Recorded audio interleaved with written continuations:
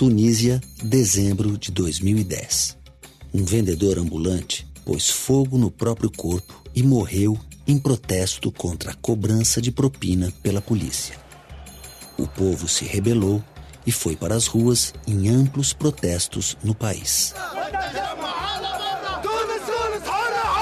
O movimento acendeu um barril de pólvora que explodiu em movimentos populares por outros países do Oriente Médio e Norte da África.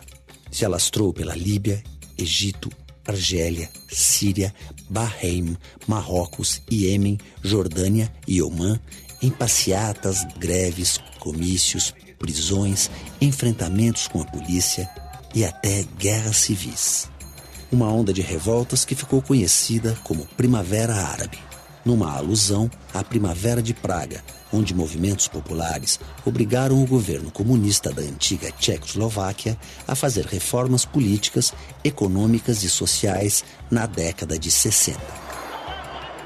A Primavera Árabe foi a primeira grande onda de protestos democráticos do mundo árabe no século XXI, causada por problemas latentes em vários países, como desemprego, falta de oportunidade para as gerações mais jovens, repressão política, regimes ditatoriais e a concentração de poder e riqueza nas mãos de poucos. Diante desse quadro de aumento da violência, né, o que nós temos no mundo acontecendo hoje na política internacional? Ao contrário do passado, em que as guerras eram guerras entre nações, entre países, entre exércitos formais, como foi a Segunda Guerra, a Guerra do Vietnã, etc., hoje, sobretudo nos anos 2000 para cá, a maior parte dos casos de violência internacional elas estão ocorrendo dentro dos países. São guerras civis.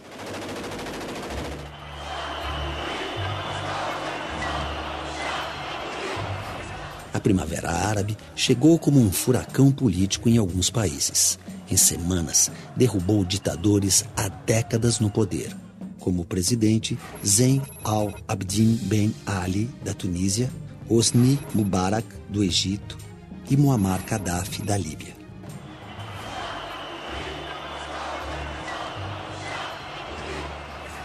Inspirados nos resultados das manifestações na Tunísia, povos de outros países também começaram a se rebelar para derrubar governos. Na Síria, para depor Bashar al-Assad, na Argélia, para tirar Abdelaziz Bouteflika, em Omã, para destituir o sultão Qaboos bin Said, no Iêmen, contra Ali Abdullah Saleh, na Jordânia e Bahrein, para destronar os reis Abdullah II e Hamad bin Isa al-Khalifa.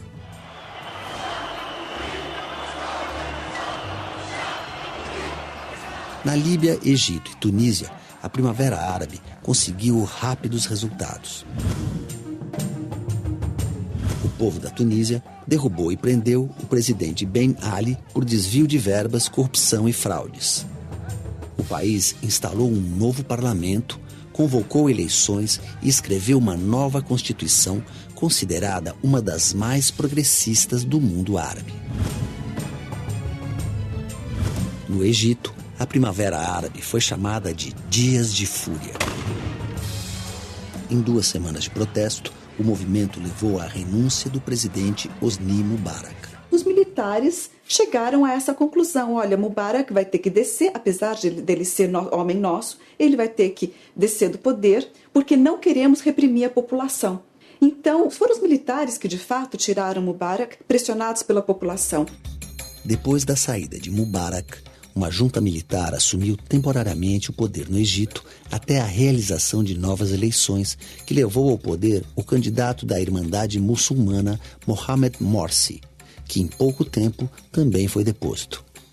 Mohamed Morsi, ele começou a centralizar poderes nas suas mãos. Além disso, aprovou uma constituição que era bastante mais islamizada do que a que existia antes, ou seja, uma tentativa de controlar costumes maior do que havia antes. As primeiras medidas do Morsi demonstram o quê? Demonstram uma clara guinada da Irmandade em direção a um radicalismo islâmico. E é isso que assusta tanto os setores conservadores e secularizados da população, da sociedade egípcia, quanto o mundo ocidental, que vê nisso um risco de uma espécie de uma islamização do Egito perigosa para o projeto de aproximação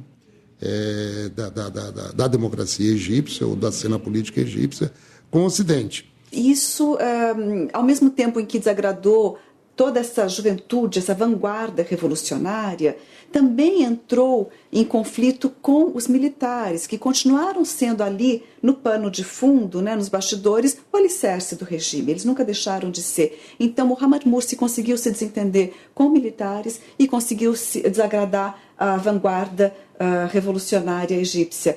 Isso levou finalmente à sua deposição. Este ponto é um ponto muito importante para entender o porquê da perda de apoio popular para a Irmandade, né? E que a levou à radicalização, e com a radicalização, nesse enfrentamento, um grupo que foi tornado um grupo terrorista, pura e simplesmente, proscrito.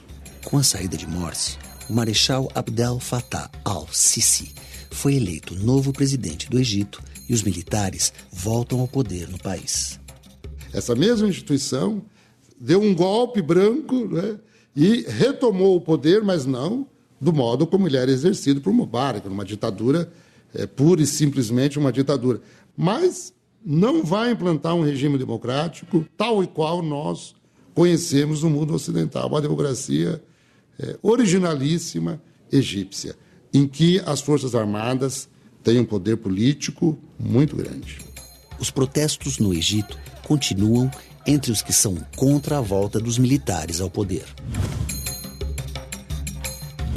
Na Líbia, a Primavera Árabe se transformou em guerra civil para trocar o governo de Muammar Gaddafi. Ele tinha um poder absoluto, não permitia qualquer tipo de oposição dentro do país, vinha historicamente reprimindo opositores políticos, colocando na cadeia, ou seja, não foi algo recente isso durante todo o seu regime, e tinha muito poder por causa da exploração do petróleo. A situação na Líbia se agravou tanto que a OTAN, Organização do Tratado do Atlântico Norte, interferiu no conflito, aprovou o envio de armas aos rebeldes e a entrada de tropas estrangeiras no país em apoio às forças civis. A intervenção militar externa na Líbia gerou protestos pelo mundo. Dificilmente uma intervenção externa vai estar em sintonia exatamente com o que a população quer. E a democracia significa deixar que a população busque o seu caminho, que ela se autodetermine, que ela, enfim, dite as suas necessidades. Então tem uma parcela, não é, da comunidade internacional que acha, não, deixe que eles se matem, porque nós não podemos intervir nos assuntos internos de um país. Escuta, mas é um ditador que está lá há 40 anos, sanguinário, mandando tanques atirar em jovens desarmados no meio da rua. Nós vamos permitir isso? Então, as intervenções externas, quando dizem que vão levar a democracia, lamentavelmente, não é isso que de fato acontece. Tem uma agenda política, que é uma agenda ditada pelo interesse externo e não pelo interesse da população. Por que é que houve intervenção na Líbia e não na Síria? Porque a Líbia tem petróleo e a Síria não tem. Eu quero dizer que há limites para a não intervenção. Não há nenhum princípio de soberania que justifique que uma ditadura sanguinária massacre o seu povo, enquanto a comunidade internacional assiste passivamente a esse tipo de coisa. Nos confrontos, Gaddafi foi morto. O país formou um governo transitório, passou o poder ao parlamento e ainda vive violentos protestos de grupos fortemente armados nas ruas. E como explicar a Primavera Árabe em tantos países ao mesmo tempo? A chamada Primavera Árabe, ela não começou em 2011 e ela não terminou em 2013 ou 2014. Porque todo o movimento social já existia antes, ele simplesmente irrompeu, ou seja, chegou na mídia, atingiu massas em 2011. Mas desde 2005, pelo menos no Egito, a gente vinha de um processo contínuo de lutas sociais, greves de trabalhadores e assim por diante. A Primavera Árabe formou uma sociedade em rede com a ajuda da internet. Mas eu acho que essa coisa da imagem em tempo real é muito forte. Então a informação e a imagem em tempo real. Quer dizer, você ir lá no meio da manifestação, enfrentando a polícia, apanhando da polícia e aquelas imagens sendo transmitidas. Essa conectividade e a possibilidade de que as pessoas possam se organizar agora através dessas redes virtuais, não necessariamente em partidos, aquela coisa mais convencional da política. Esse foi o fator diferencial na Primavera Árabe. A população teve um ganho importante, que é o ganho de experimentar reivindicar os seus direitos, de se politizar, de discutir política, de ir para as ruas. Então, esse ganho social, ele permanece. Sem dúvida nenhuma que esse é o novo mundo da política. A Primavera Árabe teve começos iguais, desfechos diferentes e, em alguns países, nem terminou. Hoje, as revoltas árabes, em geral, não só no Egito, mas nos outros países, estão sofrendo um processo de contra-revolta, de contra-revolução, enfim, uma volta a um fechamento até maior do que havia antes, dada a necessidade, pelo ponto de vista dos regimes, de reprimir e tentar acabar com o movimento de vanguarda da juventude, da população que estava e ainda está clamando por maior liberdade e direitos, enfim, justiça social. Há uma tentativa da parte dos países da União Europeia, sobretudo França, Itália, Inglaterra, Alemanha, os países da União Europeia e da OTAN, né? E da parte dos Estados Unidos, de, se não dominar a direção desse movimento, mas tentar orientá-lo para convergir com os interesses do Ocidente. O exercício da democracia é um desafio permanente que só se aperfeiçoa quando é exercida e onde o ideal deve ser o bem-estar de todos. Para se criar democracia, não basta haver eleições. É preciso criar ou recriar, construir e reconstruir instituições. Partidos, sindicatos, associações, liberdade religiosa, direito às minorias, então direito de organização, de manifestação, direito ao estudo, direito ao trabalho, direito de ir e vir. Esse direito não basta você ter uma Constituição formalmente democrática. É preciso que essa Constituição encontre respaldo na vida cotidiana dos cidadãos. E como dizem os árabes, Inshallah, que assim seja.